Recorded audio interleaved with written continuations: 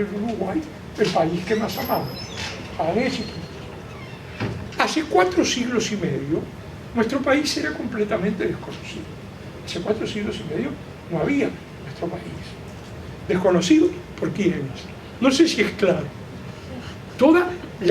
El imaginario de construcción de historia que te hace hablar del Uruguay ligado a un territorio. Ojo, de Argentina lo mismo, ¿verdad? Andar a sacarle medio paso, medio metro al territorio de la Argentina, porque fue siempre la Argentina. No es un cacho del Imperio Peruano y un cacho de... No, es la República Argentina. No hay algún pedazo que le saque a Paraguay o que le saque a no sé quién. Lo mismo vale para todos los demás. ¿Se entiende? Invento un sujeto constituido, terminado y homogéneo y le adjunto una geografía. El planteo de Cuyo es radicalmente opuesto a ese punto de vista. ¿Se entiende? Y no es que no lo estudie, trabajo en que habla de los ejes, que son los ejes por los cuales se colonizó Argentina. Se colonizó por acá, se colonizó por acá y se colonizó por allá. Y el cuarto eje, Buenos Aires, que colonizó por allá. ¿No? Y da una visión de cómo se armó la geopolítica. Los ejes de construcción, no la geocultura, que es lo que puedo encontrar en Aymara, en los Andes, algo distinto en La Pampa, algo distinto en otro lado. Y La Pampa es característica. ¿Cómo puede haber una guerra del desierto? Solo en alguien cuya cultura le hace ver como desierto aquello donde no está él, o donde no están los suyos, o donde no está su cultura. Una vez que es desierto, no mato a nadie. ¿Cómo voy a hacer una guerra contra nadie? Es un pasito, ¿no? Bueno, entonces se trata de un doble condicionamiento. Por un lado, el hábitat está recubierto por la cultura del grupo. Por otro lado, la cultura se constituyó históricamente a partir de una cultura de SA, cultura de sierra, cultura de selva, cultura de pampa, por ejemplo, ¿no? O cultura de desierto. Estoy pensando en la cultura árabe, o las culturas beduinas, las culturas israelíes, ¿verdad? Sí, todo ese tipo de cosas que marcan o le dan características peculiares a la cultura, pero que no son nunca determinaciones. ¿Entiendes? En todo caso, sobredeterminaciones o además. Entonces, planteado el asunto así, en un segundo puntito, ahora voy a pasar un poco más rápido, a nivel metodológico cabe considerar entonces, desde un punto de vista geocultural, que existen unidades estructurales que apelmazan lo geográfico y lo cultural, constituyendo una totalidad difícil de penetrar, a no ser que la misma unidad proporcione los métodos para hacerlo. Digamos, a no ser que me ponga a entender el pensamiento de ese grupo. Claro, no me interesa ahora, pero esto es específicamente antropológico y dialogar. ¿Cómo entro en relación con otro? Tengo que entender su pensamiento. Y nos lo decía con los guaraníes también el antropólogo que cité hace poco, sin decir quién era, Bartomeu Meliá,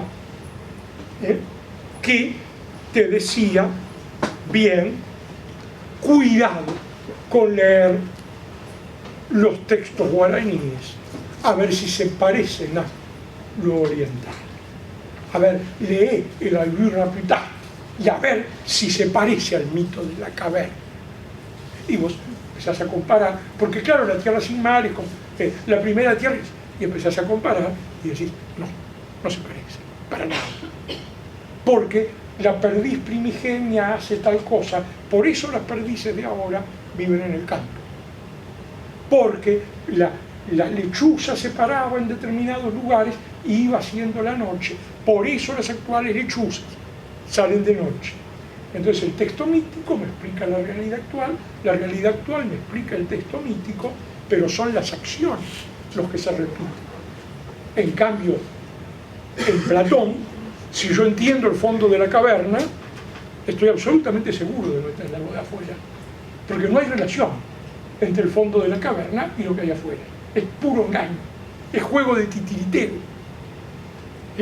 En cambio, en la mitología guaraní, si el dios empieza por la coronilla excelsa, sigue por las ramas florecidas, sigue por el tronco y termina en el pequeño asiento redondo, uno entiende que cuando nace un guaraní, nace primero la cabeza, después los bracitos con las ramas y al final el asiento redondo.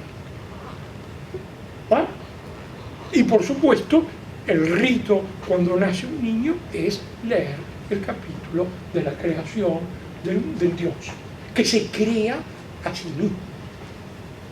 Es decir, no crea cosas, que tampoco no es crea, va floreciendo y creciendo por sí mismo.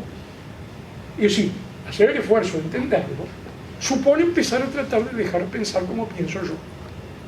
Supone darme cuenta que mi modo de pensar está marcado por determinado pensamiento grupal y que yo estoy marcado por eso, que yo soy eso, que yo no puedo cambiar y decir me transformo en otro. Al contrario, pero doy respuesta a lo nuevo desde lo que yo puedo entender y espero que el otro lo mismo. No sé, más ¿está clara la idea? Bien. Entonces, vean que Kusch dice desde un punto de vista geocultural. Yo subrayo punto de vista geocultural. Es un punto de vista. O miro las cosas desde un punto de vista geocultural o las miro desde un punto de vista geopolítico, por ejemplo, ¿no? Entonces, no hay transición, es un punto de vista. Estoy parado acá o estás parado allá. Y el punto de vista geocultural lo que me dice es que todos tienen una geocultura, que todos son seres humanos, que lo lógico es que cada uno reconozca la otra geocultura y trate de entrar en diálogo, en vez de destruir al otro. ¿Sí? Bueno,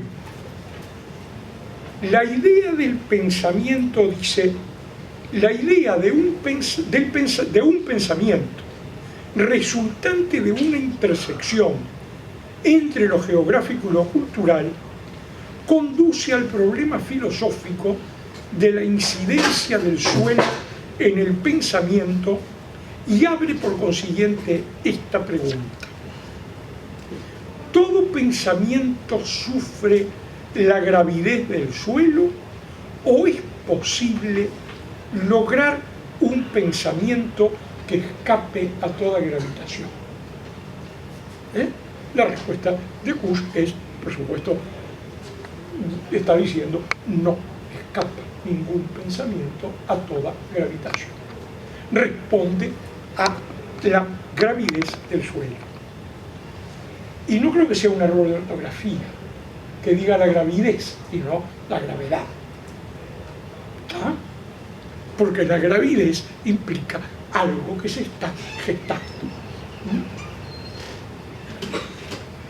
Esto lleva a una funcionalidad del pensar, y lo que leíamos hoy, el pensar visto como una función, lleva a una funcionalidad del pensar, y esta por su parte al encuentro del pensar con su suelo. Pero aun dado el condicionamiento del pensamiento por el suelo, ¿se podría determinar desde aquí un pensamiento absoluto? Es decir, podría pensar, bueno, pero desde aquí, por ejemplo, desde Argentina, entonces, como nos damos cuenta, podríamos generar un pensamiento absoluto. Es decir, bobos los otros que no descubrieron el modo de pensar que ahora descubre Kusch. Nosotros sí que tenemos la verdad del pensamiento absoluto. ¿Se entiende? Podría darse eso, que un determinado pensamiento, ya no el griego, sino el del suelo latinoamericano o el quichua o aymara, se planteara como un pensar absoluto. Y dice, si se logra fundar la observación de que todo pensamiento es naturalmente grávido y tiene un suelo, cabría ver en qué medida dicha gravidez crea distintas formas de pensamiento. Es decir, lo universal sería